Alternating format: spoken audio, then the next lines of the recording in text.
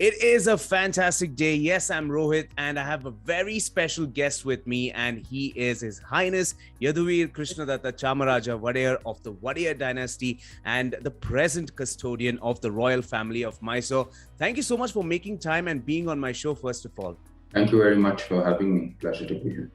Well, first of all, in 2015, it was a big year for you. Now, that's when you became the custodian of the royal family. How was the feeling and what was going on in your head at that time? What were your thoughts? Well, obviously, a bit surprised and then eventually a bit overwhelmed, I think would sum it up best. It was, I think, sometime late 2014, early 2015 that I knew that I'd have to take up this responsibility moving forward.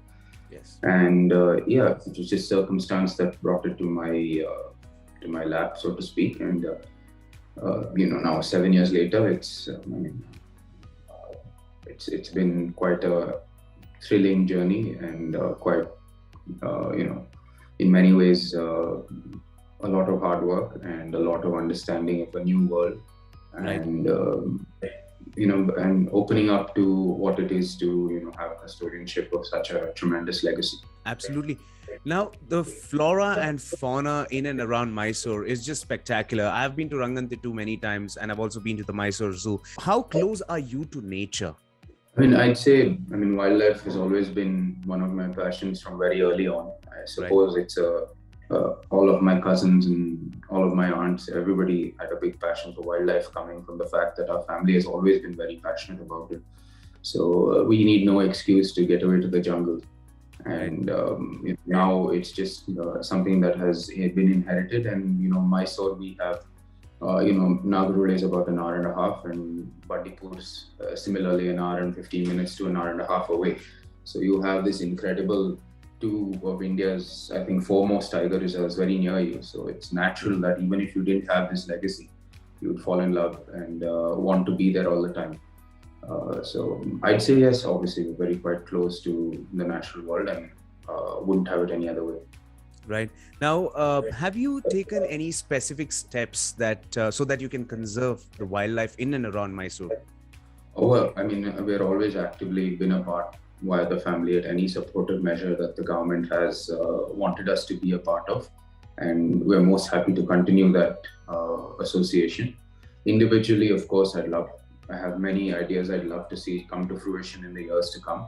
But primarily, I think addressing wildlife conservation in India, the major issues are going to be because our tiger reserves not are the most ideally protected, but are the best protected we can be at this time. So going forward, it will be man-animal conflict being one of the biggest issues which we have to resolve, given the fact that our tiger reserves are doing well.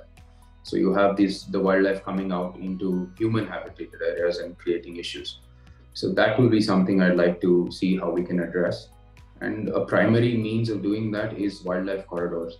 And I think pushing for that and having private individuals create private sanctuaries along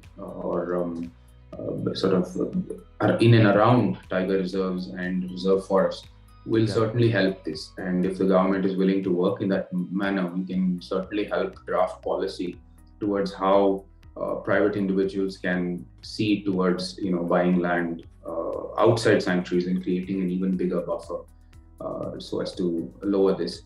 And the other thing, of course, is internal management. We need more expertise on that. Just one example is Lantana, cleaning up the Lantana itself. So many such initiatives are there which we can do. Right. Now, Wadiyar family has always been a family that's known to work towards the welfare of people of Mysore, villages and towns around Mysore. Now, one such step in the recent times has been the Kalisu Foundation. Tell me more about it. Kalisu, I believe, has been a foundation been around for the last 7 to 8 years. And I've been a part of them as their ambassador and advisory board member since, I believe, around 2017. 2016, 2017. And I've seen them grow from initially being only specifically in and around Mysore to now having a broad range all across pretty much southern Karnataka. They have grown from just adopting schools to now having what is a very new initiative and a very really advanced initiative, which is building libraries, so that you can have a sphere for where you can take workshops and continue to endear children towards our culture, our history, and also give them more knowledge about a varied range of topics other than their school curriculum. Besides just improving the infrastructure and making the library a more inviting place. Right, and you have also, started a new initiative revolving around cyber security. Could you shed a little bit of light on that? Well, since 2019, my foundation released a white paper which had the title "Making Mysore a Cybersecurity Hub." Right. And the first step for that was starting up a Center for Excellence, which now will be seeing fruition this year. Of course, the pandemic delayed it by 2 years, but it's seeing fruition now, and I think it's one of the most, important topics which we need to address indigenously. Meaning, we need our own solutions to the issues created by, now this accelerated digital transformation that we are having. Right. So the issues that are coming need to be addressed locally and by Indians for Indians in the sphere of cybersecurity, and I think already are many steps and strides we've taken in being world leaders in ITES will help us do this, especially being a tier 2 city near Bangalore. We can help some of that load come off of Bangalore and be a supportive pillar here in Mysore with a core focus of cybersecurity. Right, fantastic.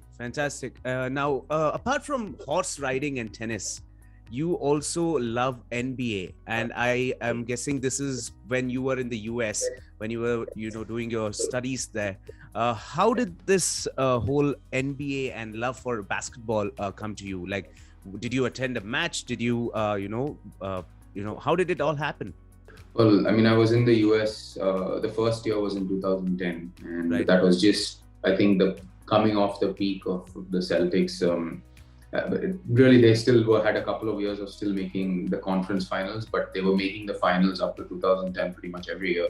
Right. And they were doing really well at the time. And then the whole atmosphere in Boston was, the Celtics.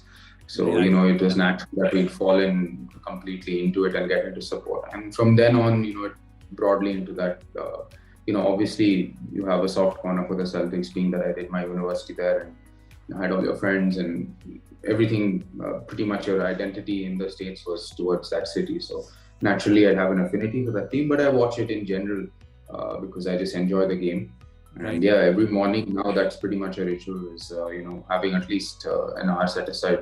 I try not to watch too much because it's first thing in the morning, but at least the last quarter or the last 2 quarters of important matches I do watch, and then eventually maybe when the playoffs start I'll really start watching more intensely.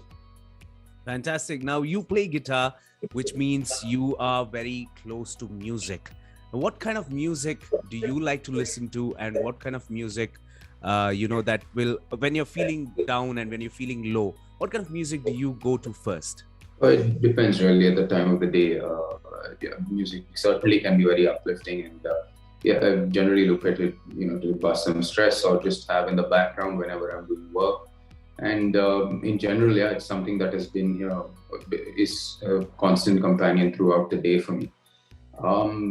To relax, generally, I go back to the blues itself or maybe some jazz. Right.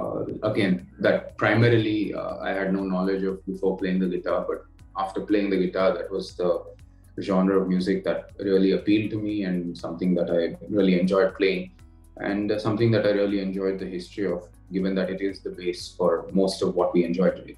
Absolutely. Now, two superstars of Mysore, I can say, the celebrities of Mysore, Arjuna and Abhimanyu. How has, your involvement been with them? The elephants that carry, the throne and things during Dasara. Yeah, they carry the Ambari in Dasara. Yes, so they are at any given time. I think an elephant has a designated amount of time as per the state protocols for the animals, and the veterinarians declared where there'll be the Ambari carrying elephant, which is a source of tremendous pride for everyone here in Mysore. So similarly, like all of them, we much appreciate, and pretty much the elephants are treated like close to actual kings when they are here in Mysore.